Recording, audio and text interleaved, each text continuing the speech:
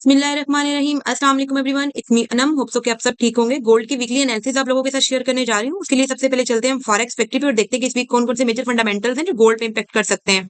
बात की जाए मंडे 19 मई की, तो मंडे को यूएसडी की कोई भी हाई इंपैक्ट न्यूज़ मौजूद नहीं है।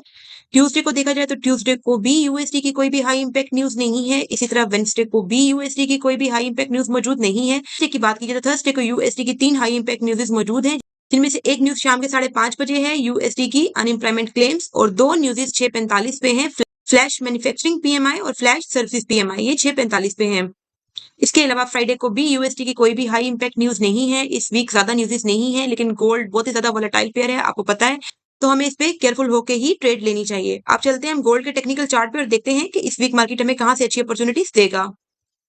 ये मैंने गोल्ड का वीकली चार्ट ओपन किया। सबसे पहले तो देख लेते हैं कि इस वीक की कैंडल ने किस तरह क्लोजिंग दी है। आप देखिए कि इस वीक की कैंडल ने ये वीकली इनगल्फ को टैप किया है और उसके बाद क्लोजिंग जो है वो इससे ऊपर दी है। अब हम देखेंगे कि मार्केट जो है वो आगे क्या बिहेव करता है। वीक की कैंडल को देखा जाए तो पिछले वीक की कैंडल ने ऊपर से रिजेक्शन ली थी और क्लोजिंग यहाँ पे की थी, इस कैंडल के बॉडी के अंदर ही क्लोजिंग की थी। और इस वीक को देखा जाए तो इस वीक भी मार्केट जो है वो सेलिंग में काफी आई है। यहाँ पे उसने एक वीकली बाय इनगल्फ को टैप किया है और अभी उसकी क्लोजिंग यहाँ पे हुई है। अब हम देखेंगे कि मार्केट हमें कहाँ से अपॉर्चुनिटीज देगा। उसके लिए हम चलते हैं डे 1 में।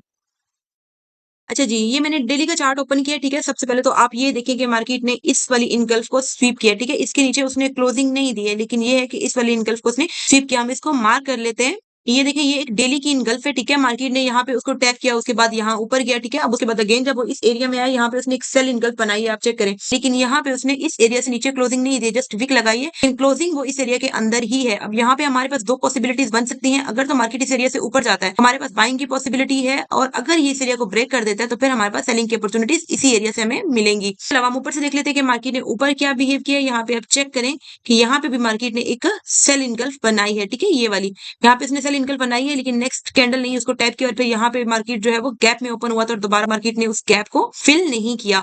तो आप हम सिंपली इसको भी मार्क कर लेते हैं और देखेंगे कि छोटे टाइम फ्रेम में जाके मार्केट हमें यहाँ पे क्या रिस्पॉन्स करती है। डेली में एक नीचे हमारे पास ये वाली इनगल्फ भी मौजूद है, हम इसको भी मार्क कर लेते हैं और देखते हैं कि मार्केट यहाँ पे क्या बिहेव करेगा या छोटे टाइम फ्रेम में यहाँ पे कौन से एरियाज बने हैं। अगर इसे ऊपर देखा जाए तो इससे ऊपर इम्बैलेंस भी मौजूद है, ठीक। यहाँ से भी मार्केट ने ऑलमोस्ट इम्बैलेंस को फिल किया। आप चेक करें कि यहाँ से इम्बैलेंस मौजूद था। वीकली में तो यहाँ पे इनगल्फ आ रही थी ना, और लेकिन यहाँ पे आप चेक करें कि यहाँ पे ये टोटली इम्बैलेंस था। मार्केट ने इसको ऑलमोस्ट फिल किया और यहाँ से फिर ये बैक गया है। इस एरिया को हम फिलहाल डिलीट कर देते हैं, ठीक है। मार्केट ने ऑलमोस्ट इसको टैप किया तो हम इसको डिलीट कर देंगे और इन एरियाज में हम देखेंगे कि मार्केट यहाँ पे क्या अपॉर्चुनिटीज बना रही है। इसके लिए हम चलते हैं H4 में। जैसा कि आप लोगों को पता है कि लास्ट वीक मार्केट काफी गैप में ओपन हुई है, ठीक है। तो वो गैप अभी तक उसने फिल नहीं किया, मार्केट अभी भी उस एरिया से नीचे ही है। अब हम चेक करेंगे कि H4 में मार्केट हमें कहाँ से अच्छी पॉसिबिलिटीज देगा। हम इन एरियाज को फिल्टर कर लेते हैं। अच्छा जी, H4 में फिल्टर करने के बाद हमारे पास ये वाले एरियाज आते हैं, ठीक है। जब हमने डेली के टाइम फ्रेम से इसको H4 में कन्वर्ट किया तो यहाँ पे हमारे पास ये वाले एरियाज जो है वो आ रहे हैं। ये वाला एरिया आप चेक करें, ये वाला एरिया ऑलमोस्ट 3409 से लेकर 3440 तक का एरिया बन रहा है, क्योंकि ये H4 का एरिया है, काफी बिग एरियाज है। हम इनको छोटे टाइम फ्रेम मजीद फिल्टर करेंगे, लेकिन यहाँ पे ये H4 की इनगल्फ है, बल्कि डबल इनगल्फ है, ठीक है। सेकेंडली ये वाला एरिया, ठीक है, यहाँ पे मार्केट लास्ट वीक गैप में ओपन हुआ था, तो मार्केट ने इस गैप को फिलअप नहीं किया, ठीक है। तो यहाँ पे भी H4 की इनगल्फ मौजूद है, H4 की यहाँ पे एक रेजिस्टेंस भी है, तो हम यहाँ से भी अपनी सेलिंग अपॉर्चुनिटी देख सकते हैं। ये वाला एरिया है, ठीक है। यहाँ से अब हमें पॉसिबिलिटी देखना पड़ेगा कि मार्केट अगर इस एरिया को ऊपर की तरफ ब्रेक करता है, यहाँ से हमें फिर बाइंग मिलेगी, और अगर ये इस एरिया को नीचे की तरफ ब्रेक करता है तो हम मजीद भी मार्केट जो है वो सेलिंग में आ सकता है। इसके अलावा ये वाला एरिया, यहाँ से हमें अच्छी बाइंग पॉसिबिलिटी मिल सकती है। 396 से 330 का एरिया, ठीक है, ये भी बहुत बड़ा एरिया है, तो हम इस एरिया में भी अपने लिए बाइंग अपॉर्चुनिटीज फाइंड करेंगे। और यहाँ पे मार्केट H4 में रिसेंटली मार्केट ने यहाँ पे एक बाय इनगल्फ बनाई है, हम इसको मार्क कर लेते हैं और देखेंगे कि क्या यहाँ पे हमारे लिए कोई बाइंग अपॉर्चुनिटीज बन सकती है अगर मार्केट अगेन यहाँ इस एरिया में आता है। तो H4 में देखा जाए तो ये एरिया टेस्टेड हो चुका है, मार्केट ऊपर जाके अगेन से इस एरिया में आई है और इसको टैप करके फिर ऊपर गई है। लेकिन हम अब H1 में देख लेते हैं क्या हमारे पास कोई अनटेस्टेड एरिया यहाँ पे पड़ा है बाइंग के लिए। अच्छा जी, H1 में देखा जाए तो हमारे पास ये वाले एरियाज मौजूद हैं। इस एरिया को देखा जाए तो आप चेक करें कि यहाँ पे मार्केट ने एक सेल इनगल्फ बनाई है, फिर उसको स्वीप किया, अगेन उस एरिया को टैप किया और मार्केट ने एक अच्छा खासा ड्रॉप लिया है। तो हमारे पास ये पॉसिबिलिटी भी है कि मार्केट अगर अगेन इस एरिया में जाती है, ठीक है, यहाँ से इस एरिया में जाती है, तो यहाँ से हमें ये सेलिंग अपॉर्चुनिटी दे सकता है, ठीक है। ये स्कैल्पिंग सेटअप्स हैं, ठीक है, आप यहाँ पे एंट्री ले सकते हैं प्रॉपर रिस्क मैनेजमेंट के साथ।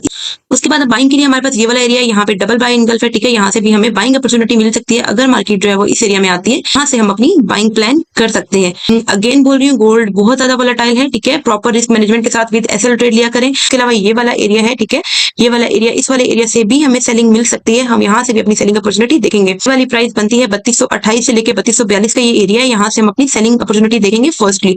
सेकेंडली ये वाला एरिया, यहाँ से हम अपनी बाइंग अपॉर्चुनिटी देखेंगे। ये वाला एरिया जो है ये 3124 से 3143 का एरिया है। ऑलमोस्ट ये एरिया बहुत बड़ा है, लेकिन इस एरिया में हम छोटे टाइम फ्रेम में कंफर्मेशन देखेंगे कि मार्केट हमें कहाँ से बाइंग अपॉर्चुनिटी दे रहा है। इसके अलावा ये वाला एरिया है, यहाँ से भी हमें सेलिंग अपॉर्चुनिटी मिल सकती है। 3274 से 3282 का एरिया है, ठीक है। एरिया ये भी काफी बड़ा है, लेकिन जहां पे आपको कंफर्मेशन मिले सेलिंग की, आपने वहीं से ही सेलिंग लेनी है। हम अपनी तरफ से पॉसिबिलिटीज ही देखते हैं मार्केट में कि मार्केट हमें कहां से अच्छी पॉसिबिलिटीज देगा, लेकिन जब मार्केट हमें कंफर्मेशन देता है तो उसके बाद जब आप ट्रेड में एंट्री लेते हैं तो आपका रिस्क कम और रिवार्ड ज्यादा होता है। इसके अलावा ये वाला एरिया है, यहाँ से भी हमें सेलिंग मिल सकती है। ये 3336 से 3348 तक का एरिया है। होप सो आपको इस वीक के एनालिसिस की समझ आ गई होगी। किसी का कोई भी क्वेश्चन है तो वो मुझे कमेंट सेक्शन में कर सकता है। इसके अलावा अगर आप मेरी कम्युनिटी में आना चाहते हैं तो उसका लिंक बायो में मौजूद है, आप मेरी कम्युनिटी का हिस्सा बन सकते हैं। इसके अलावा अगर आप मेरे वीआईपी ग्रुप को ज्वाइन करना चाहते हैं आप मुझे मैसेज कर सकते हैं, जहाँ पे मैं डेली बेस पे गोल्ड और बीटीसी के सिग्नल देती हूँ। अपना बहुत ख्याल रखिएगा guys. Wish you all the best. Allah Hafiz.